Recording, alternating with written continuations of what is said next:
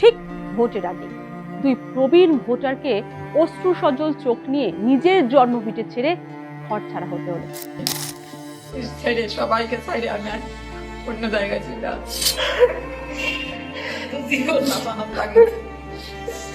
থানায় নাকি অভিযোগ জানিয়েও কোনো লাভ হয়নি। এখানে থাকলে মানে ওর গাড়ি আছে পিছন দিকে মেরে দিলে। দীপঙ্কর বাবু একা নন, একই অভিযোগ তার স্ত্রীরও। আমার প্রতি যদি অত্যাচার হয় তাহলে সাধারণ মানুষের রক্ষা করার দায় কে নেবে? দুই বৃদ্ধ বৃদ্ধা দম্পতি হাপুস নয়নে কেঁদে চলেছেন। তাদের চোখের ভাষা করুণ। শেষ বয়সে এসে কিনা নিজের হাতে তৈরি ঘর বাড়ি ছেড়ে, নিজের ঠিকানা ছেড়ে বাড়ি দিতে হলো ভিন রাজ্যে, যেখানে মুখ্যমন্ত্রী মমতা বন্দ্যোপাধ্যায় বারবার ভিন রাজ্যে পাড়ি দেওয়া বাংলা শ্রমিকদের নিজের রাজ্যে ফিরে আসার আহ্বান জানাচ্ছেন। সেখানে কিনা ঠিক ভোটের আগে দুই প্রবীণ ভোটারকে অশ্রু সজল চোখ নিয়ে নিজের জন্মভিটে ছেড়ে ঘর ছাড়া হতে হলো। না না, যেটা ভাবছেন তা একেবারেই নয়। সন্তানের কারণে বিতাড়িত নন, তারা ভিটে বাড়ি ছেড়েছেন তার প্রতিবেশী তথা এক তৃণমূল যুবনেতার দাপটের কারণে। যদিও সবটাই অভিযোগ। নিরাপত্তাহীনতার কারণে মধ্যপ্রদেশের ভোপালে চলে গেলেন ওই বৃদ্ধ দম্পতি। রানাঘাট থানায় নোকারির বাসিন্দা রঞ্জিত ঘটক ও অঞ্জলি ঘটক কোটি টাকার বাড়ি নামমাত্র টাকায় বিক্রি করতে বাধ্য হয়েছেন। অভিযোগ, খুন হয়ে যাওয়া ভয়ে ভিন রাজ্যে চলে গেলেন ওই বৃদ্ধ দম্পতি। যাওয়ার আগে একরাশ কান্না ও ভীতি নিয়ে রাজ্য ছাড়লেন তারা, আর বলে গেলেন তাদের আক্ষেপের কথা, তাদের অভিযোগের কথা। বৃদ্ধ দম্পতির অভিযোগ, তাদের বাড়ি দখল করার জন্য স্থানীয় যুবনেতা তথা প্রাক্তন অঞ্চল যুব সভাপতি দীপঙ্কর মোদক ও তার স্ত্রী মধু বিশ্বাস মিলিতভাবে দীর্ঘদিন ধরে ভয় ভীতি দেখাচ্ছিল। রঞ্জিত ঘটক ও তার স্ত্রীকে সহ্য করতে না পেরে নামমাত্র দামে বাড়ি বিক্রি করে মধ্যপ্রদেশের ভোপালে চলে গেলেন ওই দম্পতি। থানায় নাকি অভিযোগ জানিয়েও কোনো লাভ হয়নি। এখানে থাকলে মানে ওর গাড়ি আছে পিছন দিকে মেরে দিল, মেরে দিয়ে তো কিছু হলো না, 2000 টাকা দিয়ে থানায় হয়ে গেল, কিন্তু কোনো কেস কারবার হবে না। প্রাণের ভয়ে চলে যেতে হচ্ছে, চলে যাবো সেই ভোপালে, রাজ্য ছেড়ে চলে যেতে হচ্ছে।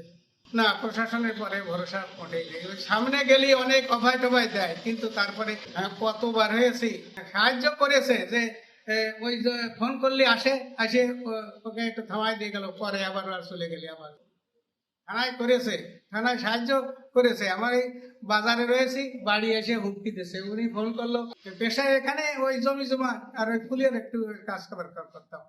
কারণ বৌমার সাথে সম্পর্ক করেছে। বৌমারে ওই মধু আমাকে ঠেলে ফেলা দিয়ে, তো ওই মধু তুলে দিল। দীপঙ্করও আছে, কিন্তু ওই মধু ঠেলে ফেলা দিয়ে ওই বৌমাকে তুলে দিল যে তুমি বাড়িতে নামবা না।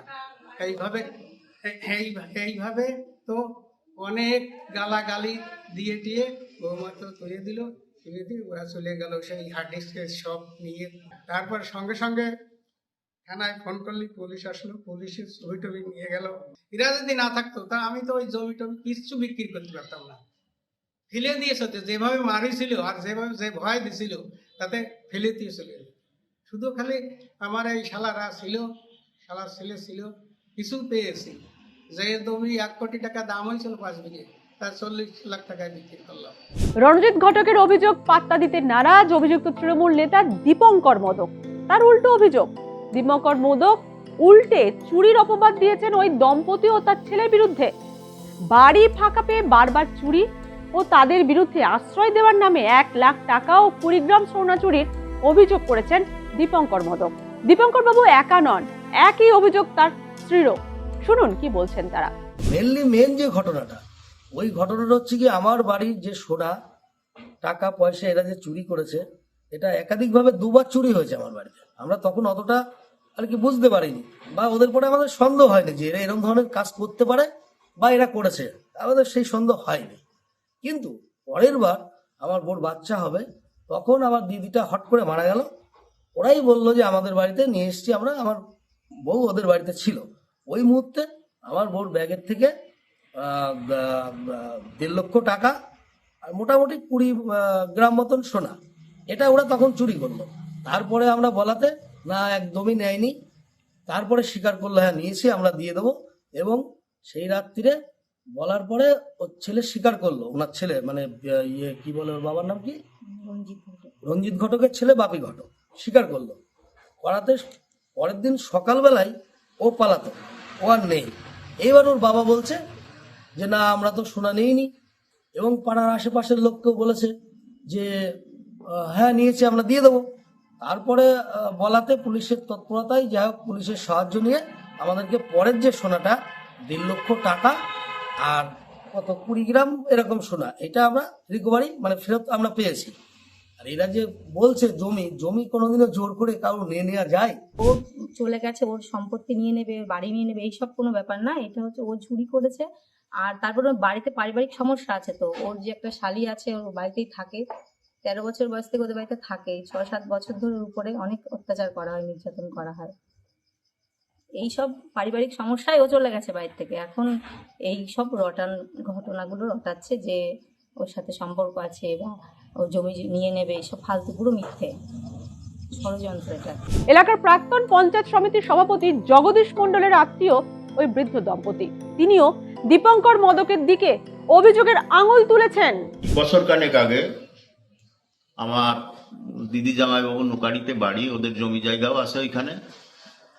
এখন একটা ভাগ্নে আছে, ভাগ্নের ছেলে আছে, ভাগ্নে বৌমা আছে।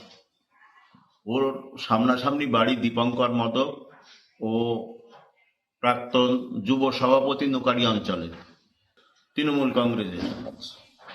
ওর অত্যাচারে ওই ভাগ্নে বউটাকে ও কবজা করে ভয় দেখিয়ে ওই ভাগ্নেটাকে মার্ডার করে দেবে এই ভয় দেখিয়ে ও ভয়ে এখান থেকে পালিয়ে ওর দিদি মানে বোনের বাড়ি আছে ভোপালে, ওইখানে চলে যায়, ফুলবাজারে যায়, অফিসে যায়, ও তাদেরকেও ভয় দেখাচ্ছে।